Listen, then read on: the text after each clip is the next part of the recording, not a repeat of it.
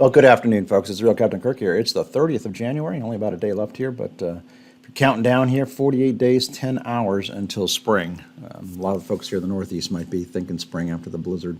Looking at a recap here of January, this is mostly in the history books, one day of forecast here, but the general trend here for January in the U.S. has been the coldest in 8 years, 12th coldest in 37 years, so below average national temperature. So big map there on the right is temperature trends, very cold, obviously, in the upper plains, upper Midwest, Great Lakes, Northeast.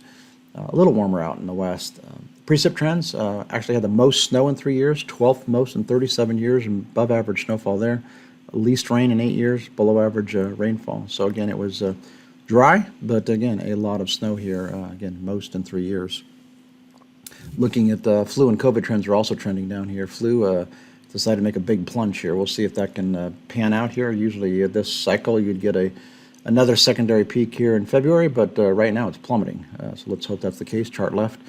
Chart right is COVID trends. Those are obviously cases. If you haven't gotten sick yet, you're probably home free here. But again, a lot of folks got flu, COVID, other illnesses here the past month. But again, the trends are going down.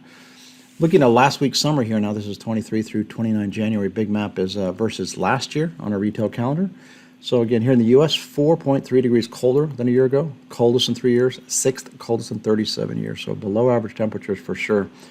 76% drier than a year ago, number one driest in 37 years.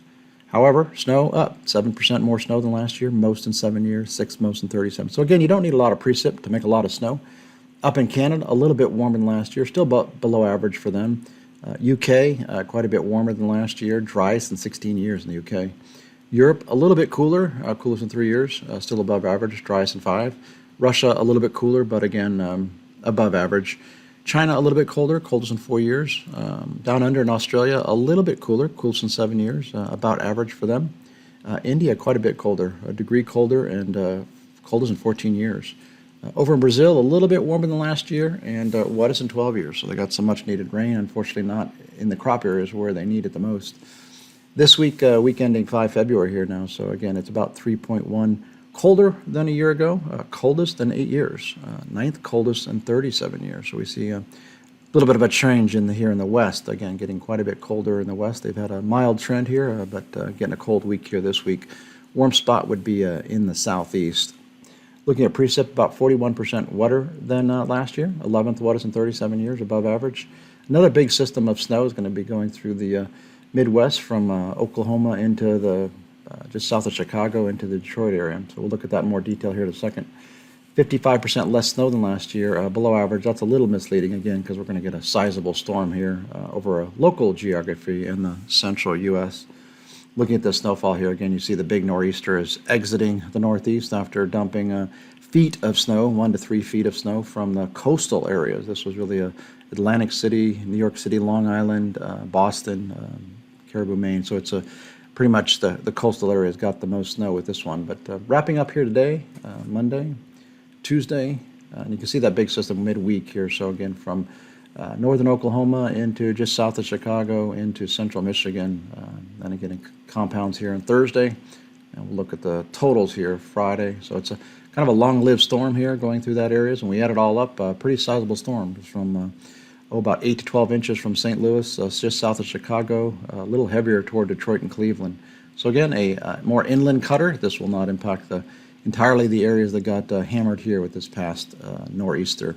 And just looking at the trends here on a 6-day trend here for 30 January through 4 February, about 19% less snow than last year, but still 52% above average, most in 11 years, 7th most in 37 years.